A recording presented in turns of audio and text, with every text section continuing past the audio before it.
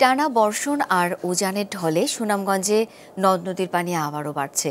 তৃতীয় দফায় প্লাবিত হচ্ছে নতুন নতুন এলাকা। জেলার 12 উপজেলাতে বন্যা পরিস্থিতির অবনতি হয়েছে। এরই মধ্যে শহরের নিম্নাঞ্চলে পানি ঢুকে পড়েছে, অথচ কদিন আগেই এসব এলাকা থেকে পানি নেমেছিল। সুরমা নদীতে জলের স্তর বাড়তে থাকায় নতুন করে বন্যার আশঙ্কায় কয়েক লাখ মানুষ। সিলেটে জকিগঞ্জ, বিয়ানীবাজার, গোলাপগঞ্জ, ফেঞ্চুগঞ্জ, বালাগঞ্জ ও ওসমানীনগরে বন্যা পরিস্থিতির উল্লেখযোগ্য উন্নতি নেই। কুশিয়ারা নদীর পানি নামছে ধীরে। বিশুদ্ধ পানি ও খাবার সংকটে বানভাসীরা এখনও আশ্রয়কেন্দ্র থেকে ফিরতে পারেনি অন্তত 25,000 মানুষ। তবে সদর সহ 7 উপজেলায় বন্যা পরিস্থিতির উন্নতি হয়েছে।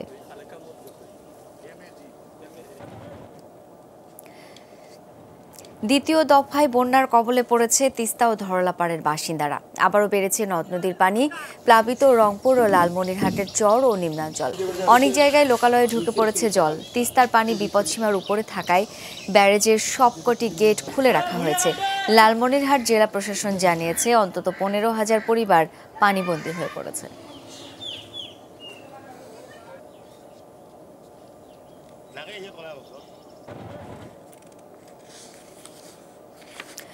দর্শক, একটু বন্যা পরিস্থিতি জেনে নিতে চাই আমার সহকর্মীদের কাছ থেকে। শুরুতেই সুনামগঞ্জের খবর জানাবেন আমিনুল ইসলাম। আমিনুল, আবারও তো অবস্থা বেশ খারাপ হচ্ছে। প্লাবিত সব এলাকায় কি ত্রাণ পৌঁছানো সম্ভব হচ্ছে কিনা, সব মিলিয়ে সার্বিক কি পরিস্থিতি জানাবেন আমাদের।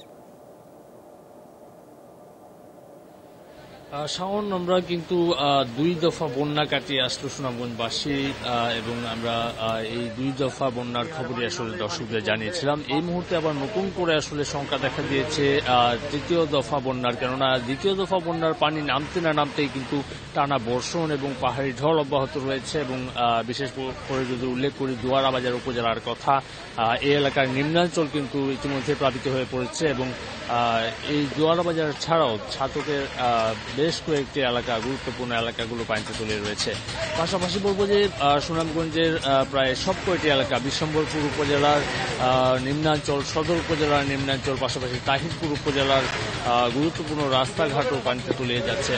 এখন পর্যন্ত পানি উন্নয়ন বোর্ডের যে তথ্য রয়েছে আমাদের কাছে, গেল 2 দিনের বৃষ্টিপাতে 26 সেন্টিমিটার পানি বেড়েছে সুরমা নদীতে। সুরমা নদীর পানি যখন বৃদ্ধি পায় তখন তার শাখা যে নদ নদীগুলো রয়েছে সেই নদীগুলোতে চাপ বাড়ে, অর্থাৎ রক্তি, কালনি, জাদুকাটা, ধোপাজান এবং বৌলাই নদীর যে আশপাশের গ্রামগুলো সেগুলো কিন্তু প্লাবিত হয়ে পড়ে।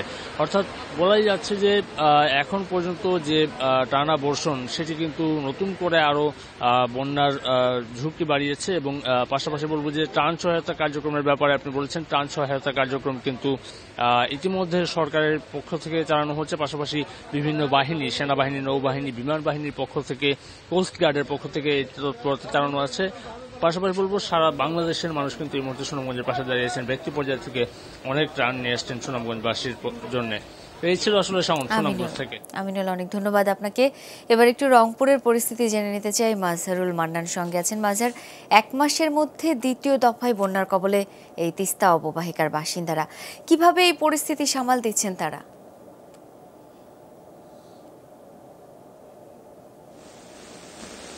শাওন, আসলে বিষয়টি একেবারেই মর্মন্তুদ। আপনি যেমনটি বলছিলেন 1 মাসে আসলে 2 দফা নয়, একেবারে কিন্তু তিস্তার পানি প্রায় আজ অব্দি 4 দফায় কিন্তু উঠানামা করেছে। এবং মানুষজনের যে কি অবস্থা আমি যদি আপনাকে একটুখানি দেখাই, আমি যে কিছুক্ষণ আগে এখানে এসেছি যে নৌকার সহযোগিতায়, তিনি জানাচ্ছিলেন আমি যে বাড়িটিতে আছি এটিতে মোটামুটি এখন কমর পানি। এটি হচ্ছে লক্ষ্মীটারি ইউনিয়নের ইসলি নামে যে একটি জায়গা আছে, গ্রাম আছে, সেই গ্রামের এটা জহর আলীর বাড়ি আর কি। আমি আপনাকে একটুখানি দেখাতে চাই যে আপনি যদি দেখেন যে এই বাড়িতে কিন্তু এখন কেউ নেই, সবাই মোটামুটি এখান থেকে চলে গেছে। আমি জানতে চাইছিলাম যে এরা গেছে কোথায়, কিন্তু সেরকম কোনো তথ্য দিতে পারিনি। তবে যতটুকু জানতে পারলাম যে তাদের কোনো উপরে আত্মীয় স্বজন আছে, হয়তো তাদের বাড়িতে তারা গেছেন। এবং এখানে কিন্তু পুরো জায়গাটা তারা এইভাবে কিন্তু আপনি দেখবেন যে এইখানে একটু এই ক্যামেরাটা যদি একটু এই দিকে দেখানো যায়, আপনি দেখবেন যে কি অবস্থা আসলে এই বাড়িটি এদের ভাষায় যে 15-20 দিন থেকে কিন্তু এই অবস্থাতেই আছে। এই পানি ওঠানামার মধ্যে আছে এবং পানি কিন্তু এভাবেই বাড়ছে কমছে এবং এই বাড়িটি কিন্তু এইভাবে এই নিমজ্জিত অবস্থায় আছে। এই সব এলাকার মানুষের যে দুর্দশার যে জায়গাটি, আমি একটু কথা বলতে চাচ্ছিলাম এই নৌকায় যাদের সাথে আসলাম, তাদের সাথে কথা বলছিলাম যে তারাও কিন্তু পানিবন্দী, তারা নৌকা নিয়ে আসছে, আমি সেই নৌকারই সহযোগিতা আসছে। কি আসলে আপনাদের? বিসমিল্লাহির রহমানির রহিম, আসসালামু আলাইকুম।